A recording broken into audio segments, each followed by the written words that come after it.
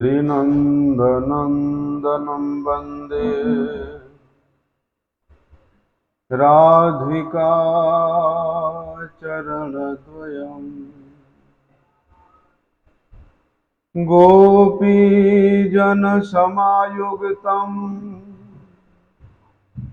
वृन्दावनमनोहरम् गुरवे गौरचन्द्राय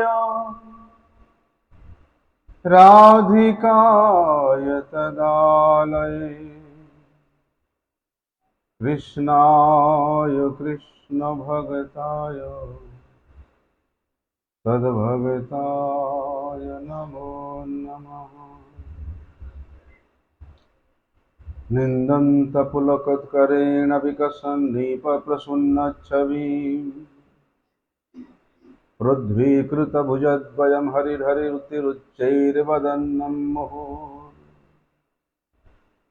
नृत्यन्तं धृतमश्रुनिर्झरचयैः सिञ्चन्तमुर्वीतलं गायन्तं निजपार्षदैः परिवृतं श्रीगौरचन्द्र नमः।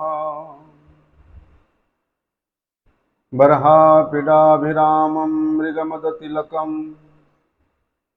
कुण्डलाक्रान्तगण्डं कञ्जाक्षं कम्बुकण्ठं स्मितसुभगमुखं स्वाधरे न्यस्तवेणुं श्यामं शान्तं त्रिभङ्गं रविकरवसनं भूषितं वैजयन्त्या वन्दे वृन्दावनस्थं युवति शतवृतं ब्रह्मगोपालवेशम् श्यामं गुरुचनाभं स्फुरदसितपटं प्राप्तिरम्या वगुण्ठाम् रम्यां धन्यां सवेणुशुचिकुरनिकरालम्बपादां किशोरीं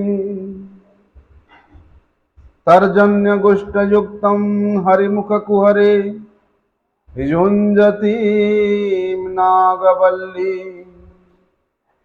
पर्णं कर्णयताक्षीं त्रिभुवनमधुरां राधिकां भावयामि। वन्दे नन्दव्रजस्त्रीणां पादरेणुमवीक्ष्णसा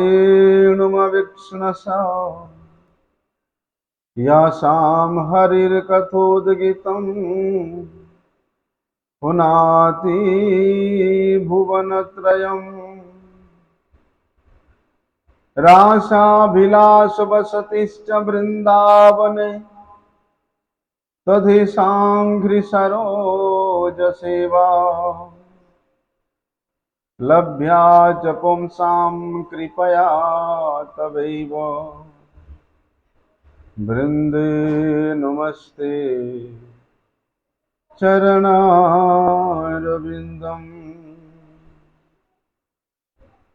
वाञ्छाकल्पतरुर्भ्यश्च कृपा सिन्धुभ्यैव च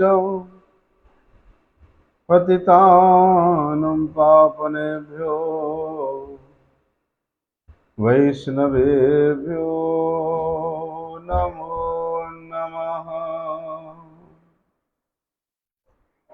पतितपावन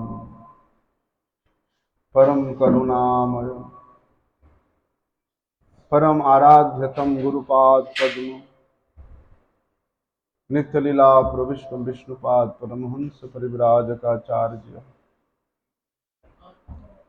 अष्टोत्तर शत श्री श्रीमत् शिल भक्ति वल्लभ तीर्थ गोस्वामी गुरु महाराज जी के श्री अभय चरण कमल में अनंत कोटि साष्टांग दंडवत प्रणाम करते हुए उनकी हेतु की कृपा प्रार्थना करता हूँ। परमाराध्यतम शिक्षा गुरुपाद पद्म नित्य लीला प्रविष्टम विष्णुपाद परमहंस शिल भक्ति विज्ञान भारती गोस्वामी महाराज के चरण कमल में अनंत कोटि साष्टांग दंडवत प्रणाम करते हुए उनकी हेतु की कृपा प्रार्थना करता हूँ। आनंद कंद भगवान नंदनंदन श्री कृष्ण चंद्र के मधुर लीला स्थली चिन्मय धाम श्री वृंदावन के असीम अनुकंपा से भगवान श्री कृष्ण चैतन्य महाप्रभु जी के प्रिय पार्षद श्री प्रबोधानंदी सरस्वती पाद विरचित श्री वृंदावन महिमामृत ग्रंथ के माध्यम से श्री धाम वृंदावन के अपराकृत लीलाओं को श्रवण करने का परम सौभाग्य प्राप्त हो रहा है।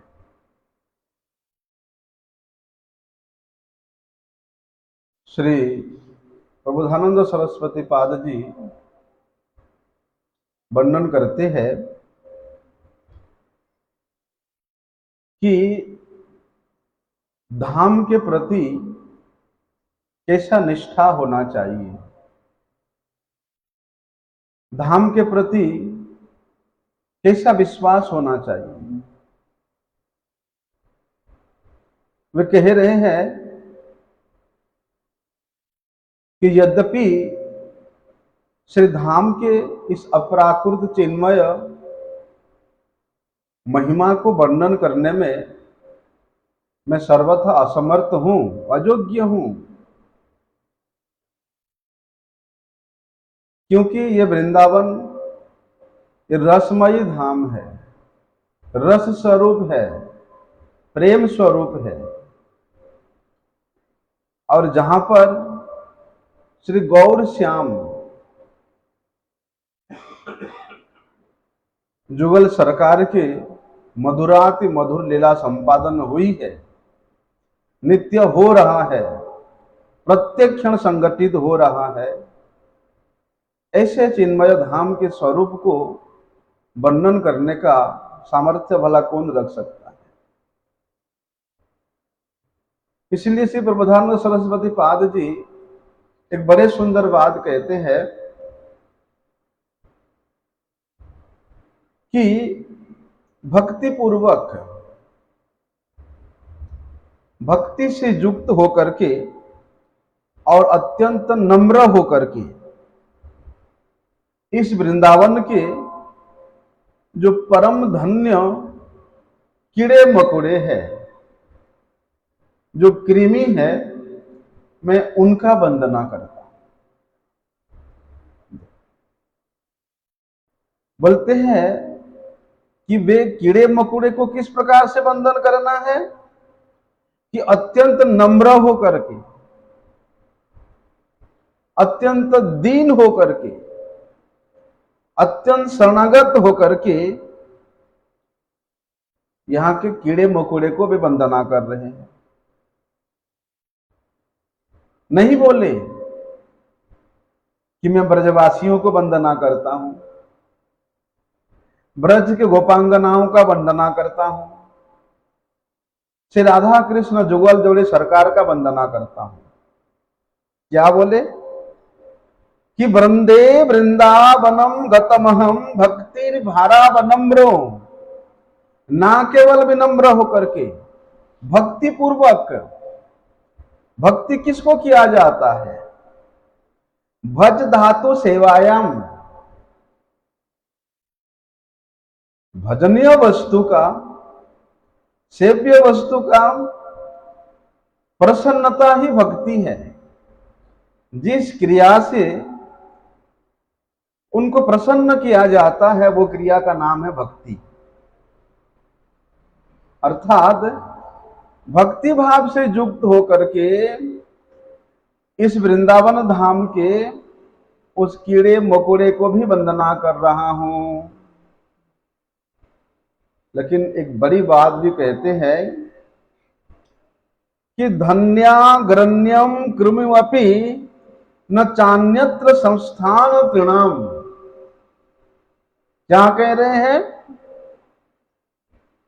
बोलते केवल इस वृंदावन धाम के आश्रय लेने वाले जो कृमिगण है उनका वंदना करता हूं।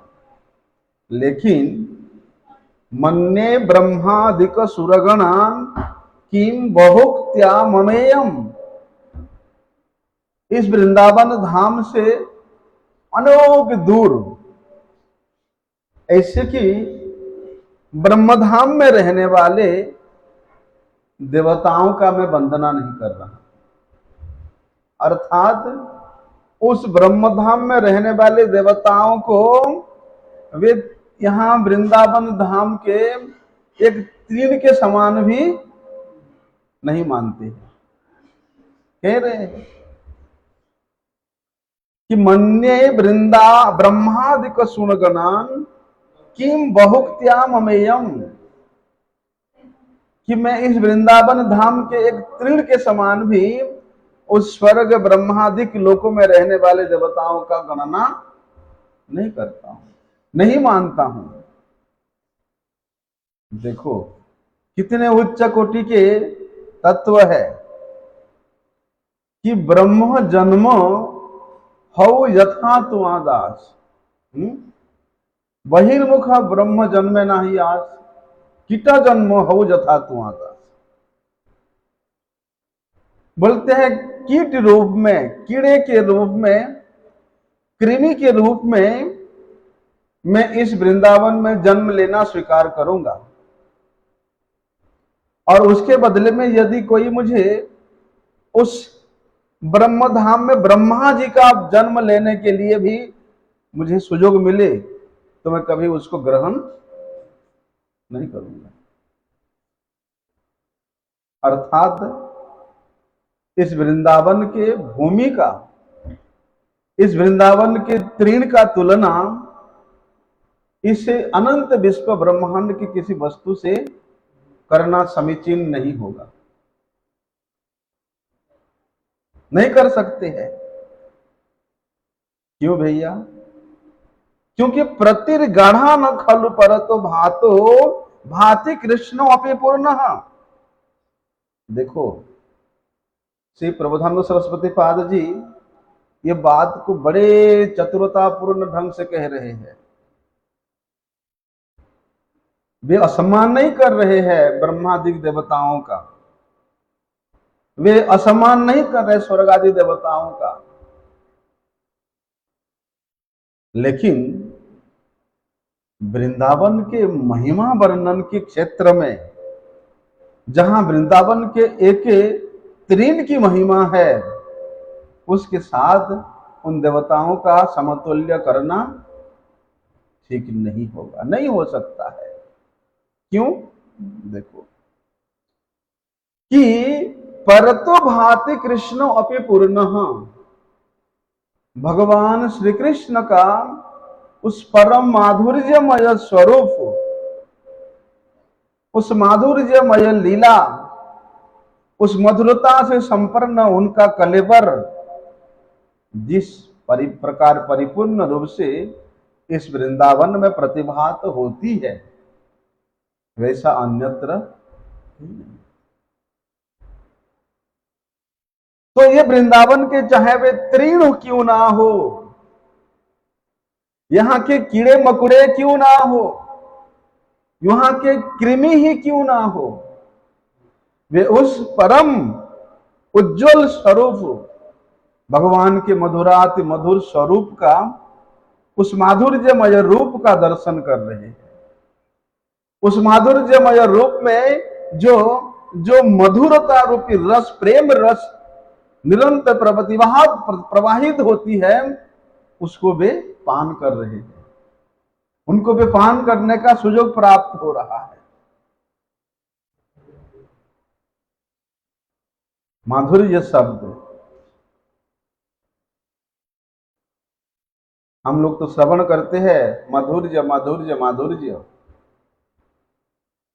आज थोड़ा ये माधुर्य शब्द का हम लोग वर्णन श्रवण कर ही लेते हैं, है ना।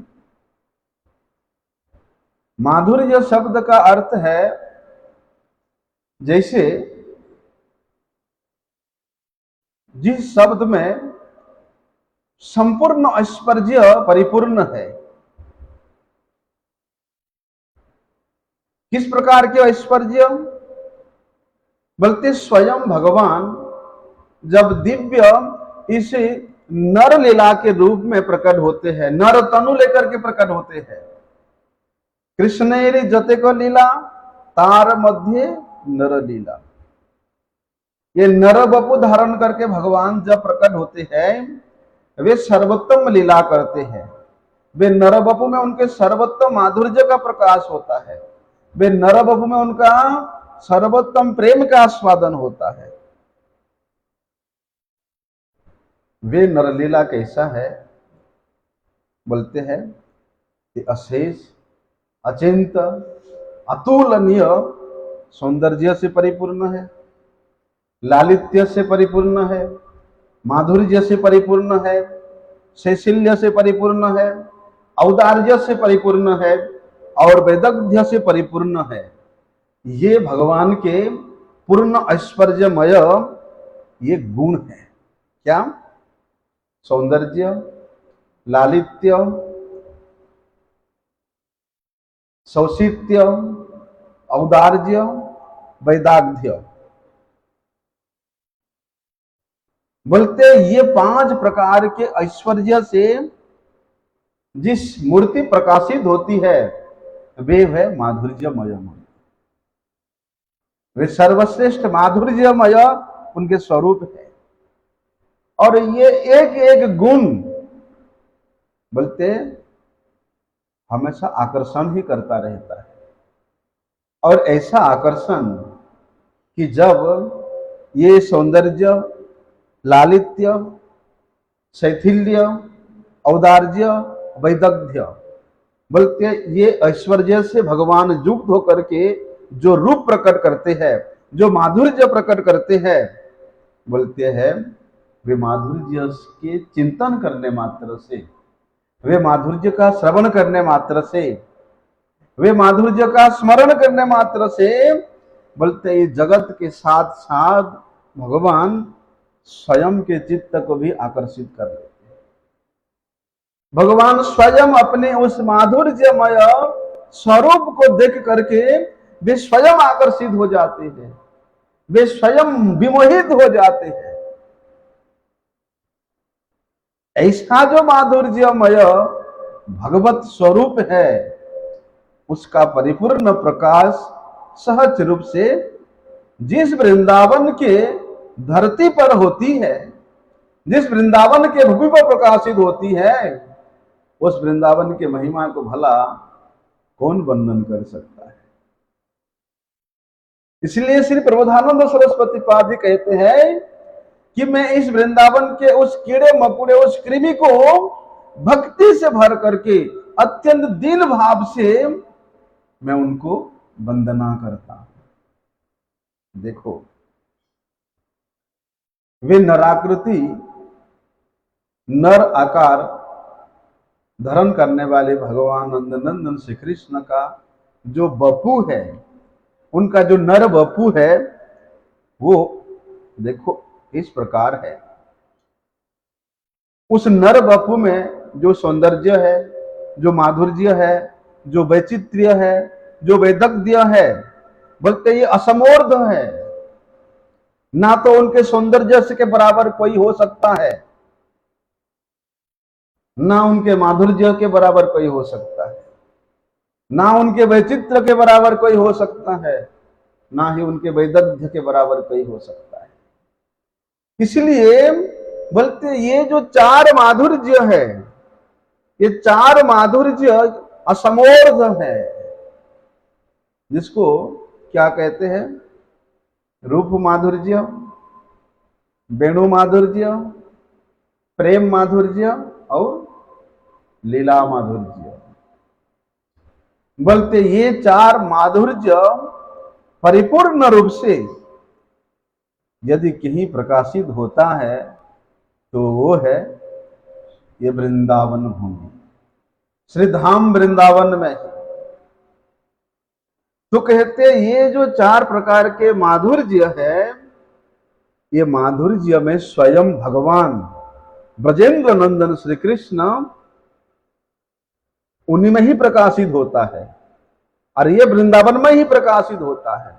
वृंदावन को छोड़ करके अन्यत्र, ना तो मथुरा में, ना तो द्वारिका में, ना तो वैकुंठ में कहीं भी प्रकाशित नहीं होता है।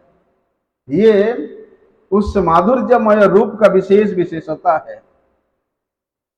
कैसा है वे रस, वे माधुर्य कैसा है, भगवान का भी माधुरिमा कैसा है? तो कहते हैं भैया ये अखिल अनंत अतुल सौंदर्य के सुधा सागर है।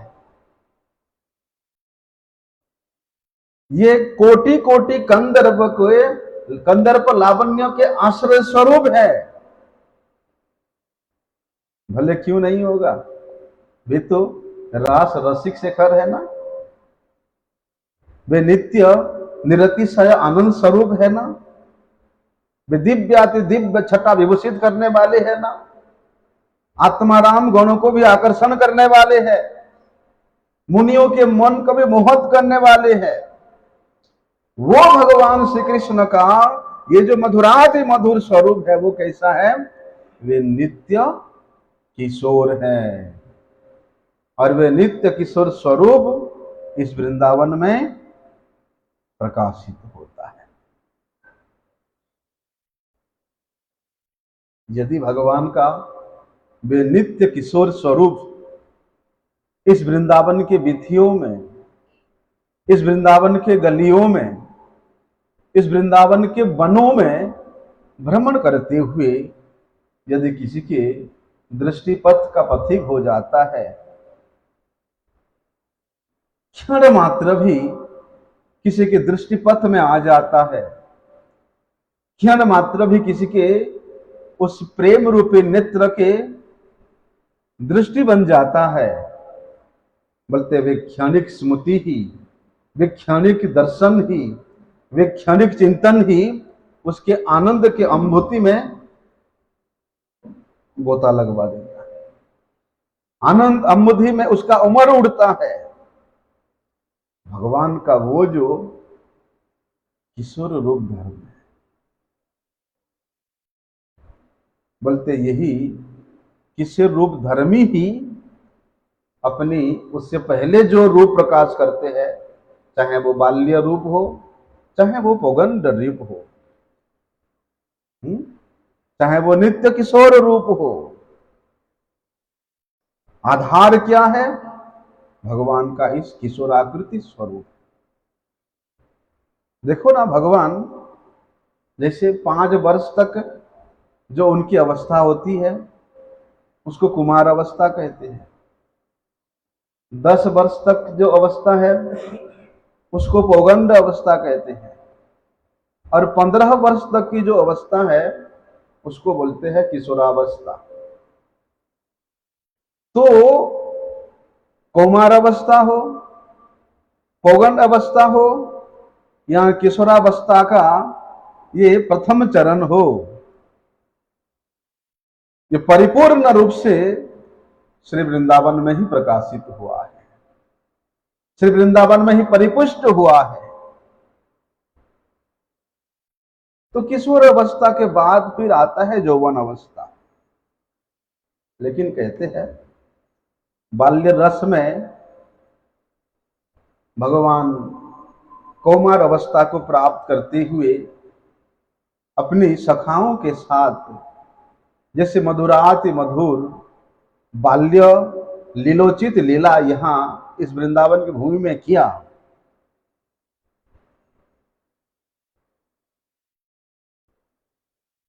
वे लीला यदि इस धाम का आश्रय लेकर किसी के हृदय में चिंतन का विषय, स्मरण का विषय बन जाता है तो उसका वृंदावन का आश्रय लेना परम धन्य हो जाता है। उसी प्रकार भगवान सख्य रस में पौगंड लीला युक्त जितने लीला किया और उज्जवल रस में किशोर वयस की जितने भी लीला किया, बोलते इन लीलाओं को स्मरण करना ही, इन लीलाओं को चिंतन करना ही इन लीलाओं का विषय में गुणगान करना ही वास्तव ब्रजवास है, वास्तव वृंदावन वास है। यदि भगवान के इस कौमार, पौगंड और किशोर वयस युक्त लीलाओं को चिंतन नहीं करके यहाँ केवल अब अपनी सुख सुविधा का संभार एकत्रित करते रहोगे, अपने लिए यहाँ बड़े बड़े महल बनाते रहोगे, तो वृंदावन वास नहीं हो। इसलिए कहते हैं ना, भगवान का वे जो नित्य किशोर स्वरूप है उसका परिपूर्ण प्रकाश सिद्धाम वृंदावन में होता है। कहते हैं कि धर्मी के बिना धर्म का सत्ता नहीं होता है, जब धर्मी है तभी जाके उसके धर्म का सत्ता होता है। ऐसे ही भगवान के ये जो किशोरावस्था है, किशोर लीला है, उसके बिना बाल्य लीला या भोगंड लीला का भी स्वतंत्र सत्ता नहीं है।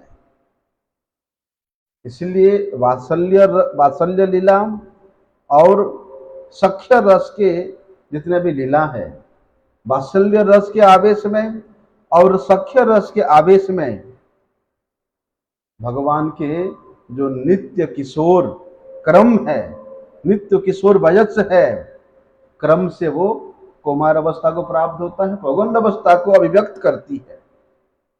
इसी प्रकार केवल नंदन नंदन श्री कृष्ण का ही नहीं,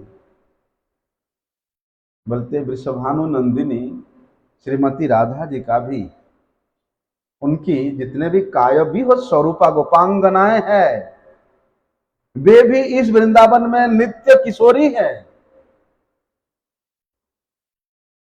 वे नित्य किशोरी अवस्था को प्राप्त होते हुए नित्य किशोर भगवान श्री कृष्ण चंद्र के साथ उनका जो माधुर्यमय लीला है वो केवल इस वृंदावन में ही संगठित होता है, वृंदावन से अन्यत्र नहीं।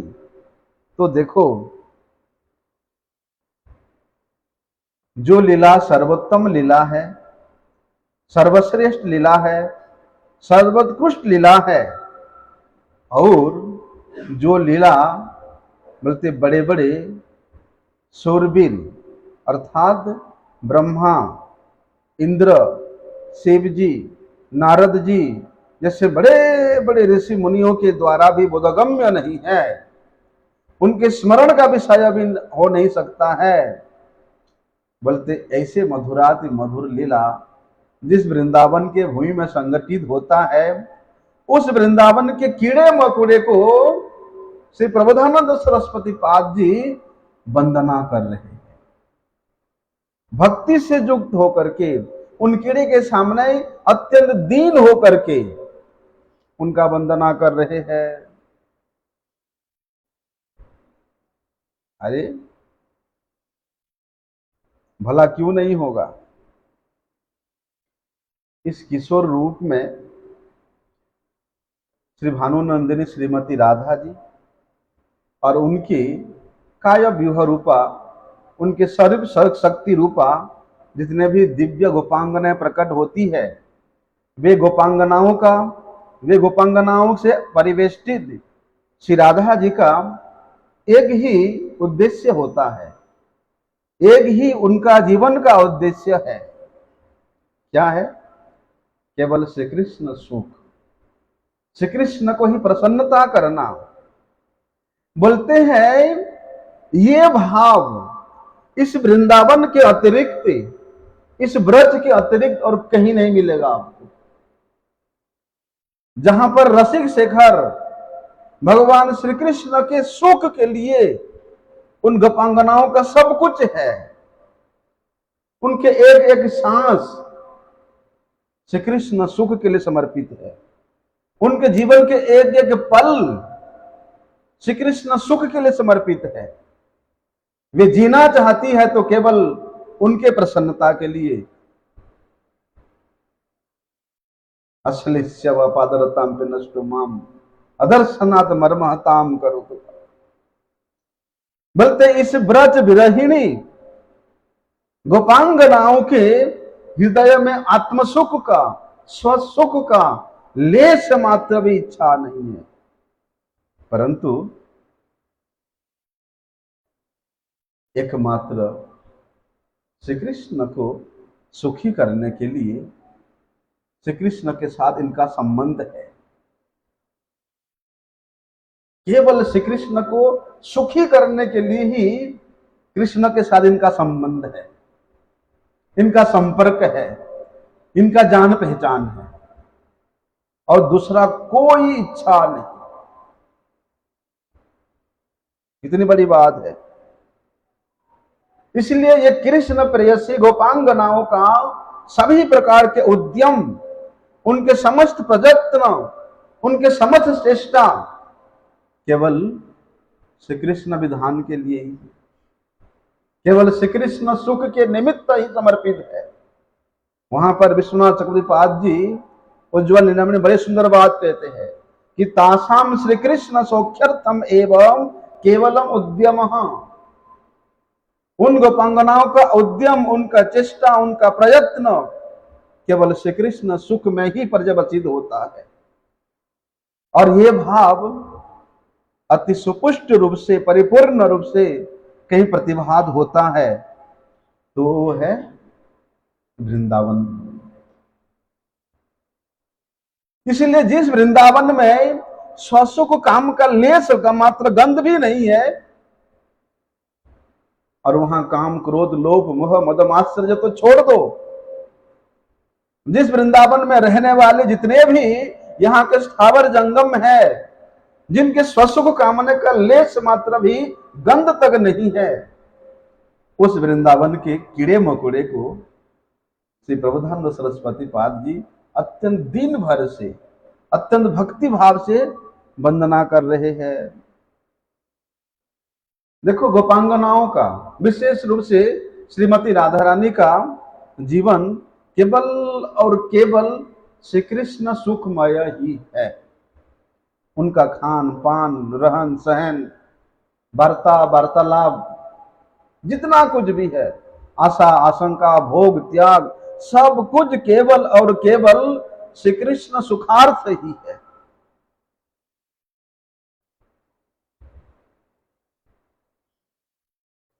और भगवान श्री कृष्ण के जो वियोग है, वियोग रूपी व्यथा है, चाहे वो भयानक से भयानक ही क्यों ना हो, उस भयानक वियोग व्यथा से पीड़ित रह करके भी, ऐसा पीड़न बल्कि विरह ताप में दग्धीभूत होकर के वे अपने प्राण रक्षा के लिए आर्त क्रंदन करती है। क्यों आर्त क्रंदन करती है भाई? तुम्हारा तो स्वसुख की इच्छा नहीं है, अभी उस विरह वेदना में जलते हुए तुम अपने प्राणों को रक्षा करने के लिए आर्तनाद कर रहे हो, आर्त प्रार्थना कर रहे हो। जीने का इच्छा क्यों है? वास्तव में श्री कृष्ण के वियोग में जितना परम संतप्त होता है, बल्कि मिलन में शीतल और परमानंद की प्राप्ति अवश्य होती है। विरह में हृदय दग्धीभूत होता है, जलता है, और मिलन में शीतलता की प्राप्त होगी। लेकिन वे गोपांगनाएं, वे जीने के लिए करुण क्रंदन कर रही है। किस लिए कर रही है? वे भगवान से आर्तनाद प्रार्थना कर, क्यों कर रही है? अपने इस विरह रूपी दुख की ज्वाला के दुख को दूर करने के लिए नहीं, अपने स्वयं के आनंद लाभ करने के लिए रोती है, कहराती है, नहीं। उनके उस आर्त क्रंदन में केवल श्री कृष्ण सुख तात्पर्य ही है कि हमको देख करके भगवान श्री कृष्ण प्रसन्न होते हैं, वे सुख को प्राप्त करते हैं, वे आनंद को प्राप्त करते हैं। यदि हमारा मृत्यु हो जाए तो क्या वे सुखी होंगे? क्या वे आनंद की प्राप्ति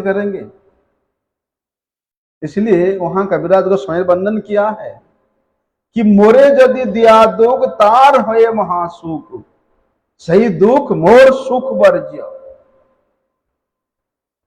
यदि मुझे दुख दे करके उनको सुख की प्राप्ति होती है तो वे दुख में हमेशा चाहूंगी, हमेशा इच्छा करूंगी।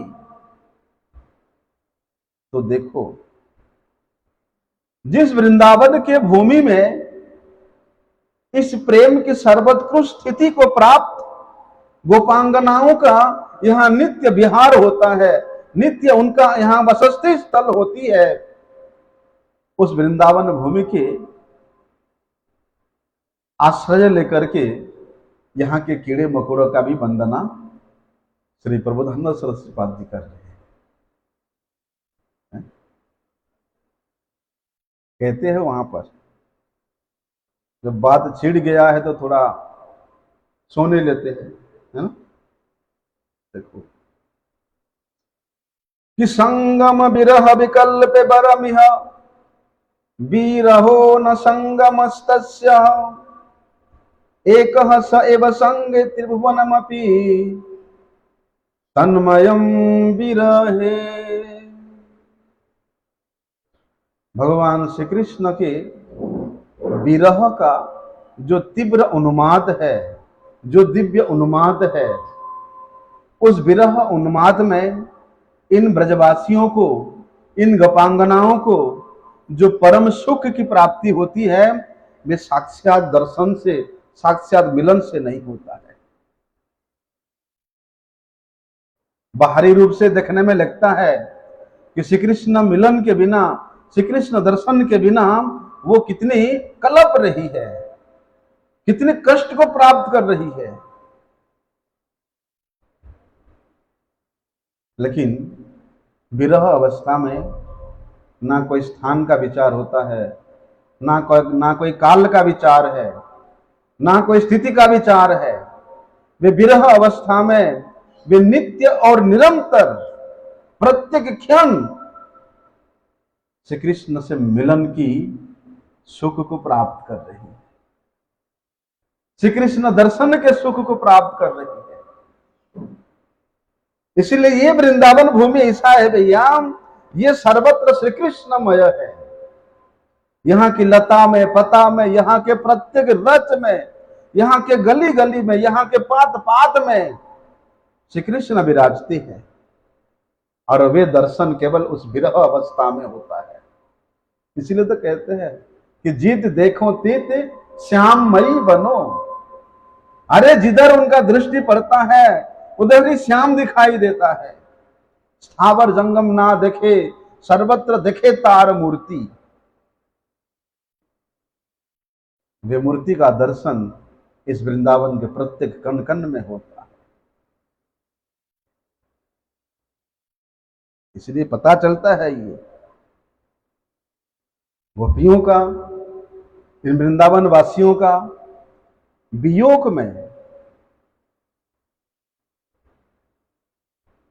में उनसे मिलने के लिए जो एक प्रार्थना है, जो एक क्रंदन है, वो अपने सुख के लिए नहीं है कि श्री कृष्ण हमको देख करके वे सुखी होंगे, केवल श्री कृष्ण सुख के लिए है। क्योंकि भैया क्या होता है, बड़े रस की बातें हैं। ऐसा प्रसंग भी है जिसका मैं अभी वर्णन करना नहीं चाहता हूं, और उस प्रकार के मेरा योग्यता भी नहीं है, और ऐसे उत्साही, ऐसे लोभी श्रवणकर्ता भी चाहिए, श्रवणेच्छु भी चाहिए। ये सब मधुराति मधुर लीला संयुक्त इस वृंदावन के, इस धाम के चिन्मयता को श्रवण करने के लिए। देखो वहां पर प्रभुदास सरस्वती बड़े सुंदर बात कहते हैं, क्या कि प्रोतिर गाढ़ा न खल परतो भापी कृष्णो अपि पूर्णः। अरे इस वृंदावन को छोड़ करके भगवान श्री कृष्ण का जो परिपूर्ण माधुर्य स्वरूप है, जो मधुरता है, जो प्रेम की परिभाषिता है, वो अन्यत्र कहीं प्रकाशित नहीं होता है। जितना परिपूर्ण रूप से इस वृंदावन में होता है। तभी वहां कहते हैं कि वृंदारण्ये चिद चिद खिल ज्योतिर आच्छाद कांति स्वच्छानंत छवि रस सुधा सिधो निस्यंदिनित्वम् सर्वानंदा स्मृतिकर महाप्रेम सौख्यैर अगाधे राधा कृष्णर अनविधो संवत्सत्यक्त सर्वः। अरे ऐसे श्री राधा कृष्ण के उस महाप्रेम का सुख जहां अगाध रूप से, निर्बाध रूप से, अनंत रूप से जहां प्रतिभात होता है, जहां प्रवाहित हो रहा है, जहां परिस्पुष्ट हो रहा है, जहां प्रकट हो रहा है, और भगवान वहां अनन्य रूप से, स्वच्छंद रूप से विहार कर रहे हैं। ऐसे वृंदावन को त्याग करके, ऐसे वृंदावन को छोड़ करके तो अन्यत्र वास करने का इच्छा कर रहा है। अर्थात यदि तुम्हारे मन में संसार के किसी प्रकार के भोग विलास का इच्छा है, अपने पति पुत्र घर के प्रति तुम्हारा आसक्त है, बोलते बंधु बांधवों के प्रति तुम्हारा प्रेम है, उन सब को परित्याग करके, उन सब को छोड़ करके क्या करना, तो सर्वानंद प्रदान करने वाले, सर्व सुख प्रदान करने वाले, सर्व रस प्रदान करने वाले इस वृंदावन धाम का आश्रय लेना। क्यों? क्योंकि वृंदारण्य चिद चिद खिल ज्योतिर आच्छाद कांति। अरे इस वृंदावन में आकर के यदि तुमको अंधेरा लगता है, कैसा अंधेरा? बोलते हैं कामनारूपी अंधेरा। तो फिर तुम वृंदावन का आश्रय लेने योग्य नहीं हो। क्यों भैया? क्योंकि इस वृंदावन के प्रत्येक कण कण से यहां उस उज्जवल अनंत ज्योति रस के अमृत यहां टपक रहा है। उस अमृत का आस्वादन करने के उपरांत, उस अमृत का आश्रय लेने के उपरांत फिर कैसा तुम्हारा अंधेरा? अरे जिस रस में, जिस ज्योति में केवल आनंद ही आनंद, केवल सुख ही सुख प्रतिभात होता रहता है, और उस आनंद के समुद्र में स्वयं आनंद का भगवान उस प्रेमामृत रस को प्रवाहित करते हुए स्वयं वहां लीला में मत्त है। यदि वृंदावन में आकर के महाप्रेम सौख्य अगाधे, उस अगाध प्रेम समुद्र में निमज्जन होने का तुम प्रयत्न नहीं करते हो, उसके लिए तुम चेष्टा नहीं करते हो, तो फिर वृंदावन का आश्रय कैसे होगा? इसलिए कहते हैं देखो, इस वृंदावन में नित्य और निरंतर भगवान के कंदर्प लीला आयोजन होता रहता है,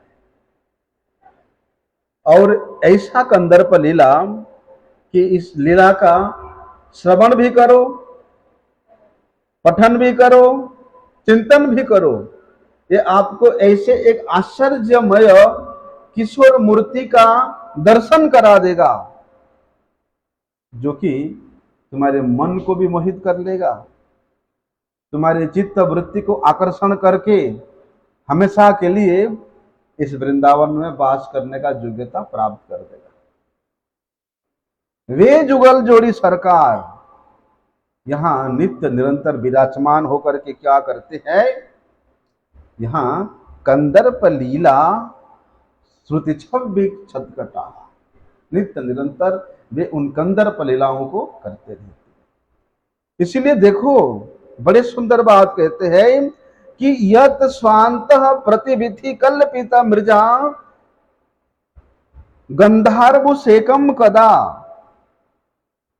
अरे जिस वृंदावन के गलियों में गौर श्याम छवि प्रकाशित करते हुए, श्री महामनोहर रूप को प्रकाशित करते हुए श्री जुगल जोड़ी सरकार यहाँ विचरते हैं, विचरण करते हैं, बोलते हैं उस वृंदावन के प्रत्येक वीथियों में, उस वृंदावन के प्रत्येक गलियों में क्या हो रहा है? बोलते मार्जन हो रहा है। और बोलते सुगंधित जल का छिड़काव हो रहा है। कौन कर रहा है?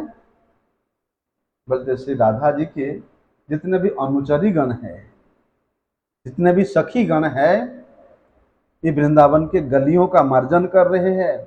वृंदावन के इन गलियों में वे सुगंधित जल छिड़काव कर रहे हैं।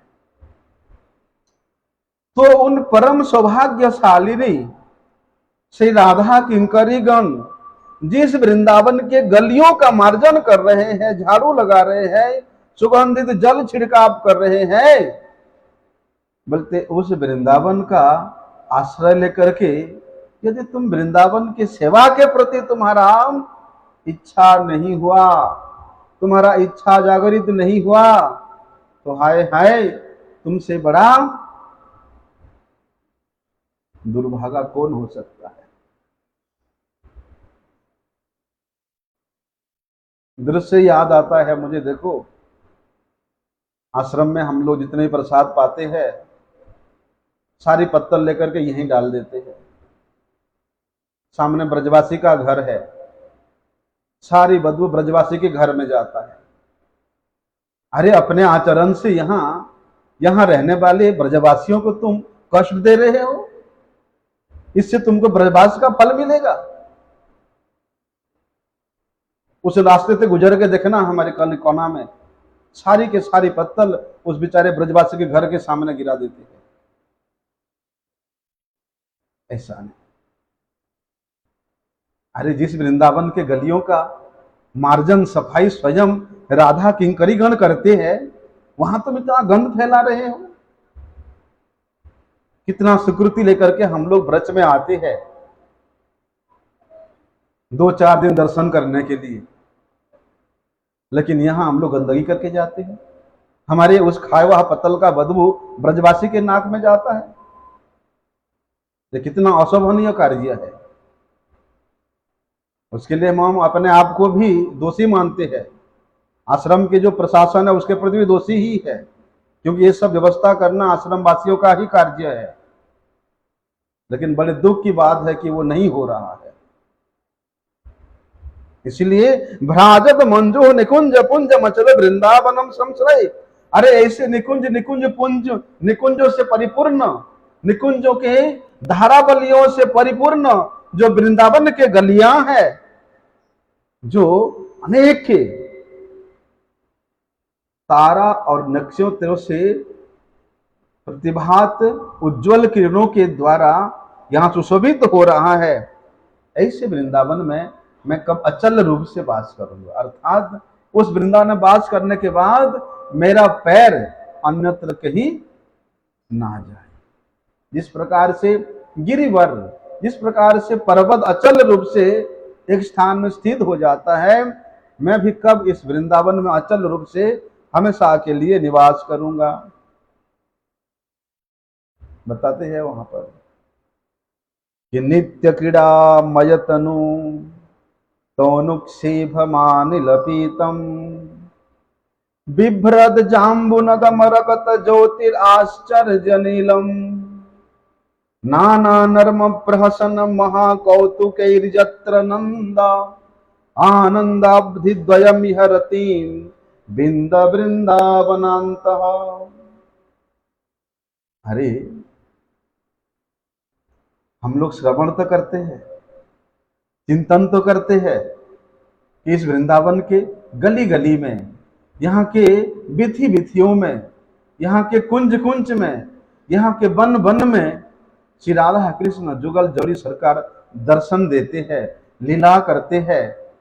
तो वहां की गलियों का दुर्दशा करना हमारे सुकृति के जगह में कुकृति हो जा रहा है। जो सुकृति संचित है वो नष्ट होते जा रहा है। देखो क्या बोलते हैं, अरे जिस वृंदावन के गलियों में श्री जुगल जोड़ी सरकार नित्य क्रीड़ा परायण होकर के यहाँ सूक्ष्म सूक्ष्म रूप से दर्शन देते हैं, कैसे दर्शन? देखो, बड़ी सूक्ष्म बात है, विचार करने योग्य बात है कि जिस प्रकार ये वृंदावन धाम, ये प्रेममयी धाम है, प्रेम के अगाध रस, अगाध समुद्र जहां से प्रतिभात होता है, प्रवाहित होता है, उस वृंदावन का प्रत्येक वस्तु प्रेम स्वरूप है। और जिस प्रेम की खोज करने के लिए, जिस प्रेम को प्राप्त करने के लिए हम लोग इस प्रेम की भूमि में आए हैं, उस प्रेम की भूमि के प्रति हमारा क्या सेवा है? पैसे दे करके, टिकट काट करके उस वैकुंठ को नहीं जाया जा सकता। वहां जाने के लिए बोलते यही प्रेम रूपी धन चाहिए।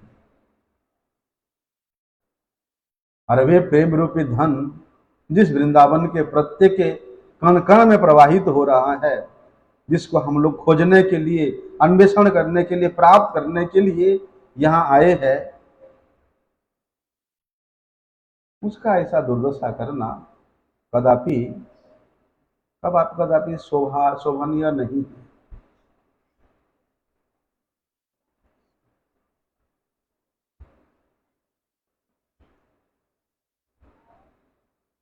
तो वहां प्रबुधान सरस्वती पाद जी वर्णन करते हैं कि नाना नर्म प्रहसनम महाकौतुकैर जत्र। अरे देखो, श्री राधा और कृष्ण कैसा कौतुक से युक्त होकर के यहाँ लीला कर रहे हैं कि ये दोनों विग्रह अति सूक्ष्म, बड़े ही नरम, हल्के नीले रंग के और पीले रंग के रेशमी वस्त्र धारण किए हुए हैं। अर्थात नंदनंदन श्री कृष्ण वे हल्के नीला रंग का वस्त्र धारण किए हुए हैं और तप्त कांचन गौरांगी श्री भानुनंदिनी ये हल्के पीले रंग का रेशमी वस्त्र धारण कर रखे हैं। और क्या महाकौतुक यत्र नंद, अत्यंत कौतुक के साथ खेला करते हुए वे इस वृंदावन के वीथियों में विचरण कर रहे हैं, यहां घूम रहे हैं। क्यों घूम रहे हैं? बोलते हैं इनके इस जुगल जोड़ी का दर्शन करके सभी वृंदावन वासी, अर्थात उन वृंदावन वासियों में भी जो उनके अशेष प्रिय के पात्र श्री गोपांगनाएं हैं, इनका इस माधुर्यमय स्वरूप का दर्शन करके परम आनंद की प्राप्ति करते हैं, परमानंद की प्राप्ति करते हैं। इसलिए भगवान के जितना भी लीला है, जितना भी खेला है, यहाँ उनका स्वरूप प्रकाशन है, एक ही उद्देश्य से है। क्या? भक्त को सुखी करने के लिए। जिस प्रकार वृंदावन का आश्रय लिए हुए सभी ब्रजजनों का एक ही उद्देश्य है, एक ही प्रयास है, एक ही प्रयत्न है कि श्री कृष्ण को सुखी करना, श्री कृष्ण को प्रसन्न करना, तद्रूप श्री कृष्ण का भी यही उद्देश्य है कि अपने आश्रित इस ब्रज जनों को, इन ब्रजवासी जनों को अनेक प्रकार के कौतुकमय लीला दिखा करके इनको सुखी करना। तो भगवान श्री कृष्ण नित्य निरंतर जो कौतुक लीलाएं यहां करके इन ब्रजजनों को आनंदित करते हैं, क्या वे कौतुकमय लीलाओं को स्मरण करने का योग्यता हमें प्राप्त होगा? तो कहते हैं अवश्य, यदि निष्कपट रूप से इस वृंदावन के आप यहाँ के कृमि को, यहाँ के तृण को आप भक्ति भाव से, दीन भाव से निवेदन करेंगे, इनसे प्रार्थना करेंगे, तो यहाँ के कीड़े का भी इतना सामर्थ्य है कि आपको वे कौतुकमय लीला दर्शन करा सकता है। आगे का विषय हम लोग कल श्रवण करते हैं। वंशा कल्पतरुभ्यश्च कृपा सिंधुभ्यैव च पतितानां पावनेभ्यो वैष्णवेभ्यो नमो नमः।